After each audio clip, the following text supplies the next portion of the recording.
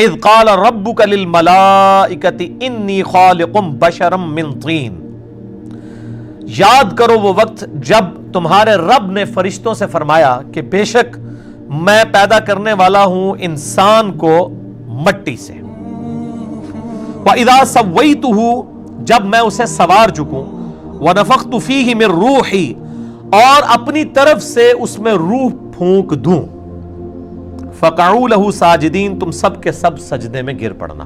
یہ تعظیمی سجدہ تھا جو اگلی امتوں میں جائز تھا۔ حضرت یوسف علیہ السلام کو ان کے بھائیوں نے اور ماں باپ نے سجدہ کیا، سورہ یوسف میں آتا ہے۔ یہاں پہ فرشتوں کا حکم آیا کہ فرشتوں کو حکم ہوا کہ سجدہ کرو، سجدہ تعظیمی جائز تھا، اس امت میں حرام ہو گیا۔ وہ ابو داؤد اور ابن ماجہ کے اندر حدیث موجود ہے، اس میں شریک القاضی مدلس ہے، لیکن سما کی تصریح سنن الکبریٰ البیہقی کے اندر موجود ہے کہ ایک صحابی نے نبی علیہ السلام کو سجدہ کیا، آپ نے فرمایا سر اٹھائیے، کیا کر رہا ہے؟ انہوں نے کہا یا رسول اللہ صلی اللہ علیہ وسلم میں ہیرا نامی شہر، نجدیوں کا شہر کوفے کے پاس، وہاں گیا، میں نے دیکھا کہ وہ اپنے سردار کو سجدہ کرتے ہیں، آپ تو اللہ کے رسول ہیں تو ہم آپ کو کیوں نہ سجدہ کریں؟ تو آپ صلی اللہ علیہ وآلہ وسلم نے فرمایا جب میں فوت ہو جاؤں گا اور تم میری قبر سے گزرو گے، کیا میری قبر پہ بھی سجدہ کرو گے؟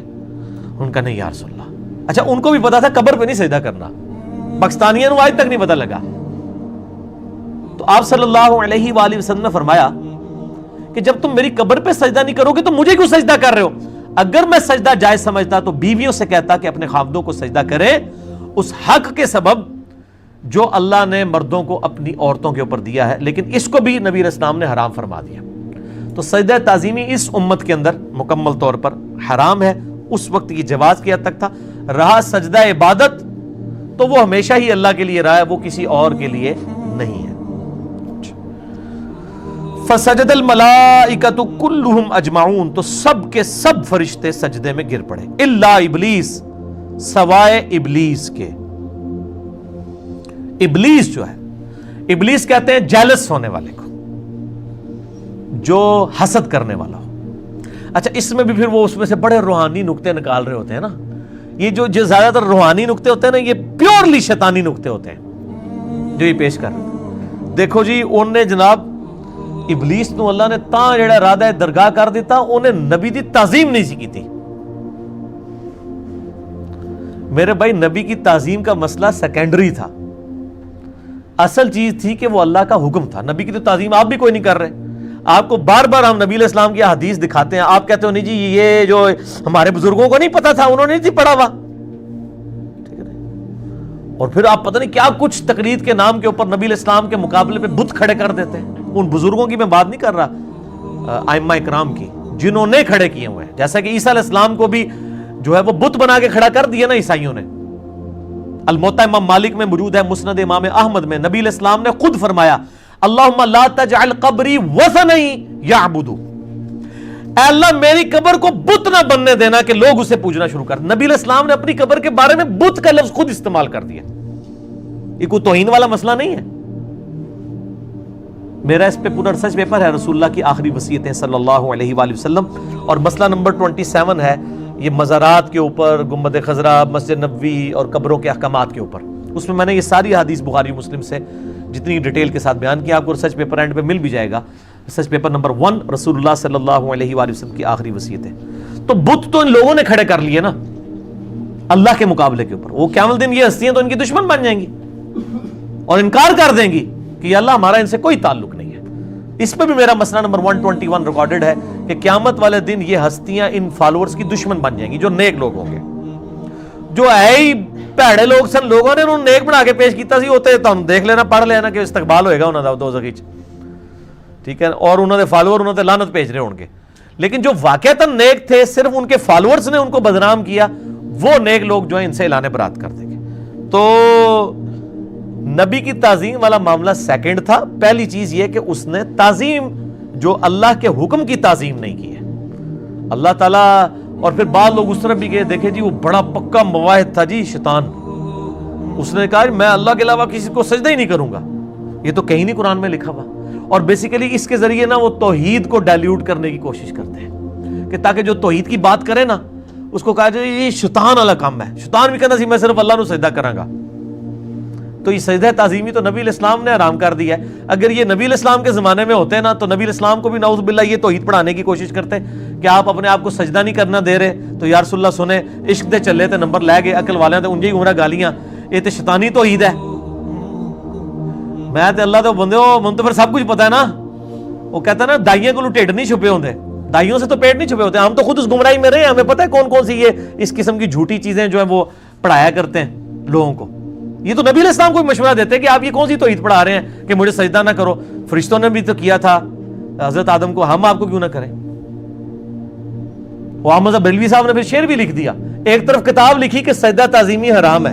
فقہ حنفی میں دو موقف ہیں, ایک موقف یہ ہے کہ سجدہ تعظیمی جائز ہے غیر اللہ کے لیے, سجدہ عبادت کو تو خیر وہ شرکی سمجھتے ہیں, اور ایک موقف ہے کہ حرام ہے. احمد بریلوی صاحب نے باقاعدہ کتاب لکھی کہ سجدہ تعظیمی حرام ہے. اچھا, لیکن دوسری طرف نعت یہ شعر لکھ دیا, سر سوئے روزہ جھکا پھر تجھ کو کیا, دل تھا ساجد نچ دیا پھر تجھ کو کیا. وہ کہتے ہیں کہ میں نے نبی علیہ السلام کے قبر مبارک کی طرف جو سر جھکایا ہے تو تجھے کیا تکلیف ہے؟ تیرے سامنے تو میں سر جھکا رہا ہوں نا, دل سے تو میں نے حضور کو سجدہ بھی کیا. بڑا چنگا کام کیتا ہے جی اللہ دے بندے ہو. نبی علیہ السلام فرما رہے ہیں کہ تم میری قبر سے گزرو گے, کیا اس کو بھی سجدہ کرو گے؟ اگر میں سجدہ جائز سمجھتا تو بیویوں کہتا خامدوں کو سجدہ کریں, اور احمد بریلوی صاحب کہہ رہے ہیں سر سوئے روزہ جھکا پھر تجھ کو کیا, دل تھا ساجد نچ دیا پھر تجھ کو کیا. یہ تجھ کو کیا, یہ نجدیوں کو نہیں وہ کہہ رہے, اصل میں تو انڈائریکٹلی نبی علیہ السلام کو کہہ رہے ہیں کہ اگر میں نے آپ کو سجدہ کیا تو آپ کو کیا مسئلہ ہے. ظاہر دیکھیں یہ کس نے تعلیم فرمایا ہے کہ سجدہ نہیں کرنا؟ نبی علیہ السلام نے. یہ کس کو سنائی جا رہی ہے بات؟ آپ دیکھیں انڈائریکٹلی کہاں تک گستاخی والا معاملہ چلا جاتا ہے. یعنی وہ یہ ہے, یہ شیطانی تعظیم سکھا رہے ہوتے ہیں. شیطانی توحید نہیں, یہ شیطانی تعظیم ہے جو یہ سکھا رہے ہیں. تو اللہ تعالیٰ فرماتا ہے سب کے سب سجدے میں گر پڑے سوائے ابلیس کے. استکبر, اس نے تکبر کیا, وکان من الکافرین, اور وہ کافروں میں شامل ہو گیا. اچھا, یہاں سے شائبہ ہوتا ہے کہ شاید ابلیس بھی فرشتہ تھا. قرآن حکیم میں کئی جگہ ہے کہ فرشتے اللہ کے حکم کی نافرمانی نہیں کرتے. یہاں پہ آیا فرشتوں کو حکم ہوا سجدہ کرو, سب فرشتوں نے سجدہ کیا سوائے ابلیس کے. تو یہاں سے تو یہی لگتا ہے کہ ابلیس کوئی ایسا فرشتہ تھا جو اللہ کا نافرمان نکلا. تو یہ تو قرآن میں فٹ ان بیٹھتی نہیں, آپٹیمل سولوشن ہی نہیں, تطبیق ہی نہیں ہوتی. قرآن حکیم میں 7 دفعہ قصہ آدم اور ابلیس آیا ہے, 6 کی 6 دفعہ آپ کو یہ پتہ ہی نہیں چلتا کہ ابلیس نے کیوں سجدہ نہیں کیا جبکہ وہ فرشتوں میں شامل تھا, جب تک آپ 7واں مقام نہ پڑھ لیں. اور وہ ہے سورۃ الکہف کی آیت نمبر 50. اس میں آیا ہے کان من الجن ففسق عن امر ربی, وہ جنوں میں سے تھا اس لیے اس نے رب کی نافرمانی کی. فرشتوں کے ساتھ تو ملا ہوا تھا لیکن ہے جنات میں سے تھا. اچھا, اس سے یہ بات پتہ چل گئی کہ یہ قرآن حکیم میں اگر کوئی ایک صفحہ بھی پھاڑ دے, ایک صفحہ, تو قرآن ہدایت کے لیے کافی نہیں رہے گا. کیونکہ سورۃ الکہف میں اگر آپ یہ 50 نمبر آیت نہ ہوتی تو 6 دفعہ پڑھ کے تو آپ یہ مہمہ حل ہی نہیں کر سکتے کہ ایک طرف قرآن کہہ رہا ہے فرشتے نافرمانی نہیں کرتے, دوسری طرف فرشتہ نافرمانی کر رہا ہے, جب تک کہ وہ 7واں مقام آپ کے سامنے نہ ہو. کان من الجن ففسق عن امر ربی, وہ جنات میں سے تھا اس لیے اس نے رب کی نافرمانی کی. یہ پوائنٹ ٹو بی نوٹڈ ہے. اس لیے میں کہتا ہوں قرآن کو پوری ٹوٹیلٹی میں لینا ہے, ادروائز قرآن پاک میں سے کوئی چیز بھی آپ نکال دیں گے تو یہ پرفیکٹ کتاب پھر نہیں رہے گی. اس حوالے سے کوئی نہ کوئی جھول رہ جائے گی. اور ایک اور بات بھی پتہ چلی کہ یہ جو لوگ کہتے ہیں نا بات مختصر کی جائے, سب سے زیادہ جوامع کلمات کس کے پاس ہیں؟ اللہ کے پاس, کہ بات مختصر اور اپنا میسج کنوے. اللہ کو بھی اپنا میسج کنوے کرنے کے لیے 500 صفحوں کی کتاب بھیجنی پڑی ہے, 5 صفحوں کی نہیں ہے. تو تسی آدھے اللہ دے بندوں میں 5 منٹ ہی تانوں گل سمجھا دیں, منو بھی تے گھنٹہ چاہیے تانوں گل سمجھانے واسطے. کیونکہ بعض اوقات معاملات ایسے ہوتے ہیں کہ وہ 2-4 لائنوں میں اس کو نہیں, 2-4 لائنوں میں تو آپ یہی بتا سکتے ہیں فجر کے کتنے فرض ہیں, 2. یہ تو آپ 1 لائن میں جواب دے دیں گے. اگر آپ یہ پوچھنا شروع کر دیں کہ جی فجر کی سنتیں کتنی ہیں, پڑھنی چاہیے یا نہیں پڑھنی چاہیے, اور کس طریقے سے پڑھنی چاہیے اور کس ٹائم پڑھنی چاہیے, 1 لائن جواب دو, 1 لائن میں تو نہیں آئے گا. اس میں تو پھر کئی معاملات ہیں, جس کی امام کے ساتھ رہ گئی پھر وہ کیا کرے, فوراً بعد پڑھے یا سورج نکلنے کا انتظار کرے، اتنی دیر بیٹھا رہے یا گھر ٹر جائے، کتنے مسئلے نے، تو اتنی موٹی کتاب ہی لکھنی پڑے گی نا. تو اس بات کو سمجھے. تو اللہ تعالیٰ ہمارا وہ جنات میں سے تھا، اس لیے اس نے اپنے رب کی نافرمانی کی.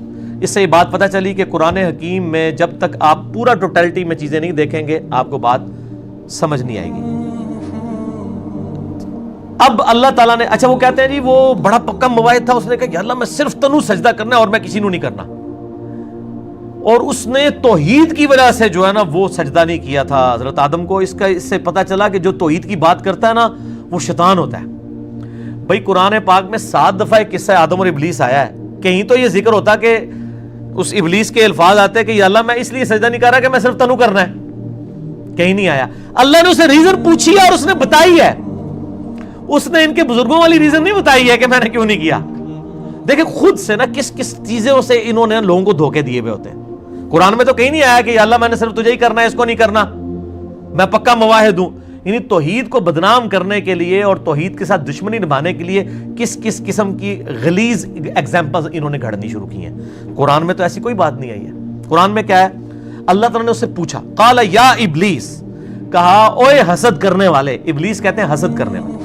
ما منعک ان تسجد لما خلقت بیدی، تجھے کس چیز نے منع کیا کہ جسے میں نے اپنے ہاتھوں سے بنایا کہ تو اسے سجدہ نہ کرے. استکبرت ام کنت من العالین، کیا تو نے تکبر کیا یا تو اپنے آپ کو بڑا عالی مرتبے میں خیال کرتا ہے.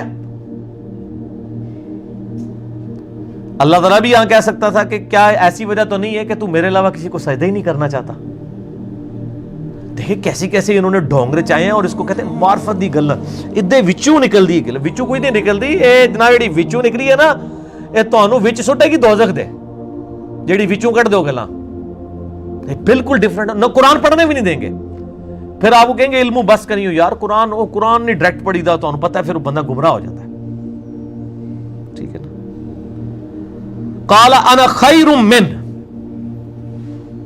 شیطان نے کہا اے اللہ میں اس سے بہتر ہوں. اس نے قطعاً نہیں کہا کہ یا اللہ میں نے تجھے کرنا ہے، اس کو نہیں کرنا. خلقتنی من نار، تو نے مجھے پیدا کیا آگ سے، وخلقتہ من طین، اور اسے پیدا کیا تو نے مٹی سے، کیچڑ والی مٹی سے. جزوی طور پہ اس کی بات درست تھی کہ آگ اوپر اٹھتی ہے اور زمین پستی کی نشانی ہے، لیکن یہ ایک پہلو ہے جس میں آگ مٹی سے بہتر ہے. اس کے علاوہ ہزاروں پہلو ہیں جس میں مٹی آگ سے بہتر ہے. آگ میں جو بھی چیز جائے جل کے راکھ ہو جاتی ہے، اور مٹی میں آپ بے قدر بیج بوئیں 6 ارب گنا بڑا درخت بن جاتا ہے. اس پورے کے پورے جن و انس کی جو خوراک ہے اسی زمین سے آ رہی ہے. زمین مٹی ہے، مٹی میں اللہ نے کتنی برکت رکھی ہے، دیکھنے میں کتنی حقیر چیز ہے، لیکن اللہ تعالیٰ نے اس کے اندر کتنی کوالٹیز رکھی ہوئی ہیں. تو یہ اس کا لیم ایکسکیوز تھا. پہلی تو بات ہے اس کو یہ ایکسکیوز دینا ہی نہیں چاہیے تھا. جب اللہ کا حکم ہے تو آگے ڈیٹیلز میں جانے کی ضرورت ہی نہیں. اور دیکھیں اللہ کو اس حوالے سے وہ مان رہا ہے کہ تو نے مجھے پیدا کیا. اللہ کو تو مان رہا ہے، اللہ کا تو انکاری نہیں ہے. لیکن جب بندے کا دماغ خراب ہو جائے، اللہ کو مان رہا ہے اللہ کی نہیں مان رہا. آج بھی ہمارے اکثر گمراہ لوگوں کا یہی حال ہے، اللہ اور اس کے رسول کو مان رہے ہیں، اللہ اور اس کے رسول کی نہیں مان رہے. جو اللہ اور اس کے رسول عز و جل و صلی اللہ علیہ وآلہ وسلم کی بات کرتا ہے اس کا کہے تو گمراہ ہو گیا، اے گستاخ رسول ہو گیا، اے بدعتی ہے جی. قال فاخرج منها، اللہ نے فرمایا دفع ہو جائے دس سے. فإنك رجیم، تو راندہ درگاہ ہو چکا ہے، تجھ پہ پھٹکار ہے. وَإِنَّ عَلَيْكَ لَعْنَتِي إِلَى يَوْمِ الدِّينِ، اور بے شک تجھ پہ لعنت ہے قیامت کے دن تک کے لیے. قیامت کے دن تک کے لیے تجھ پہ لعنت ہے. قال ربی فانظرنی الی یوم یبعثون، تو وہ کہنے لگا اللہ پھر مجھے قیامت تک مہلت دے دے. قال فانک من المنظرین، اللہ تعالیٰ نے بھی پھر شانہ انداز میں فرمایا جا دیتی مہلت، جا کر لے جو کچھ کرنا ہی. الی یوم الوقت المعلوم، اس مقررہ وقت جس کے دن کا جو وقت ہے وہ طے شدہ ہے، اللہ کے علم میں ہے، یعنی قیامت کا دن، اس تک تجھے مہلت ہے. قال فبعزتک لاغوینہم اجمعین، پھر اس نے کہا اللہ مجھے تیری عزت کی قسم میں پوری نسل انسانی کو اغوا کر دوں گا، سب کو گمراہ کر دوں گا. इल्ला इबादक मिनहुमुल मुखलसीन, सवाए तेरे चंद चुने हुए बंदे, उनके सिवा मैं सब के सब लोगों को अगवा कर लूंगा। वलियाज़ु बिल्लाहि ताला। और ये जो उसने दावा किया था मेरे भाइयों, ये उसने फिर सच भी कर दिखाया है। और इसका जिक्र भी अल्लाह ताला ने सूरह सबा की आयत नंबर 20 और 21 में फरमा दिया है। सूरह सबा की आयत नंबर, पारा नंबर 22 में आप चले जाएं, आयत नंबर 20 और 21 है। आपके ये ब्लू वाले कुरान पाक में पेज नंबर 431 है। 431 पेज में नीचे से छठी लाइन है, आयत नंबर 20 और 21, सूरह सबा, आयत नंबर 20 और 21। वलक़द सद्दक़ अलैहिम इब्लीसु ज़न्नुहु, और बेशक इब्लीस ने अपना गुमान सच कर दिखाया। फत्तबऊहु इल्ला फरीक़म मिनल मुमिनीन, तो सब के सब ही उसके पैरोकार बन गए सवाए चंद मोमिनीन के ग्रोह के। वमा काना लहू अलैहिम मिन सुल्तान, और शैतान के लिए ये चीज उसकी कॉम्पिटेंसी और उसकी अहलियत नहीं थी कि वो इंसानों पर कोई जोर रखता। इल्ला लिनअलम मन युमिनु बिल आखिरा, सवाए इसके कि अल्लाह ताला ने जो इसे थोड़ा बहुत जो इख्तियार दिया वो सिर्फ इसलिए ताकि अल्लाह ताला फरमाता है हम जांचें कि कौन आखिरत पर ईमान रखता है। मिम्मन हुआ मिनहा फी शक, और कौन आखिरत की जवाबदेही के मामले में शक में मुब्तला है। व रब्बुका अला कुल्ली शैइन हफीज, और तुम्हारा रब हर चीज की जो है वो हिफाजत फरमाने वाला है, हर चीज जो है उसने घेरी हुई है। तो अल्लाह ताला फरमाता है कि ये जो थोड़ा बहुत इख्तियार था ना शैतान को, ये सिर्फ हमने इसलिए दिया ताकि पता चले कि कौन दूध पीने वाले मजनू हैं और कौन वाकई अल्लाह के लिए कुर्बानी देने वाले हैं। ऐवी तो पता ही नहीं सी लगना, ये जांच के लिए। और ये इख्तियार कोई टेंजिबल नहीं है कि आप नमाज पढ़ने जाएं और शैतान सामने आके खड़ा हो जाए कि मैं तुम्हें मसीती नहीं बढ़ने देना, कभी नहीं ऐसा होगा। टेंजिबल नहीं है, सिर्फ इंटेलेक्चुअल है।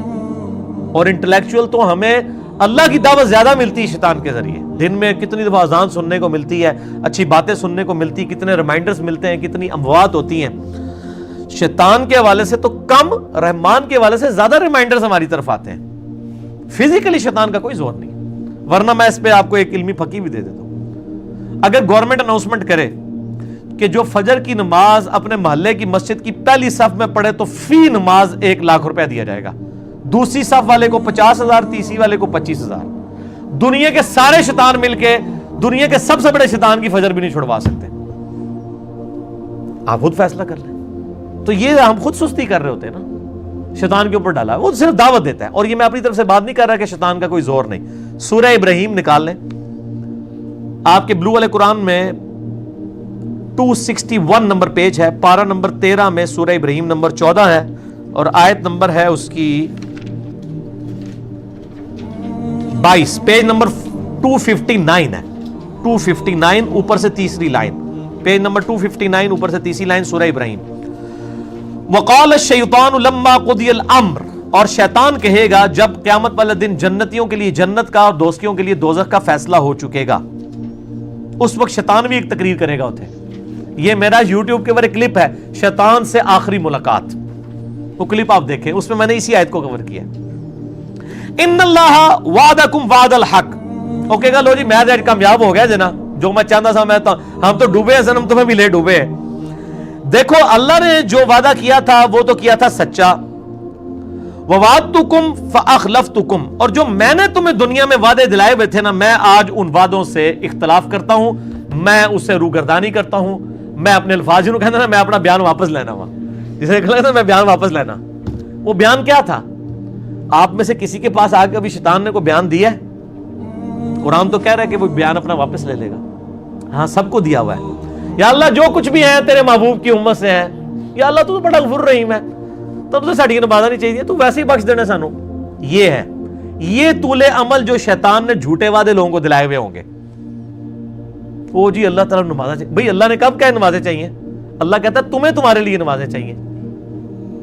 ठीक है, तो ये मतलब इस किस्म के वाकयात मशहूर कर देते हैं। अभी रिसेंटली मेरी एक वीडियो रिकॉर्ड हुई है, मसला नंबर 196, उसका उन्वान है काश मैं दुनिया में वापस जा सकता। सूरह अस-सजदा की मैंने 11 आयात उसमें कवर की है। اس میں نے یہ سارا ٹاپک کھول کے بیان کیا، آج میں اس کو ریپیٹ نہیں کرتا ورنہ اور طرف چل پڑوں گا۔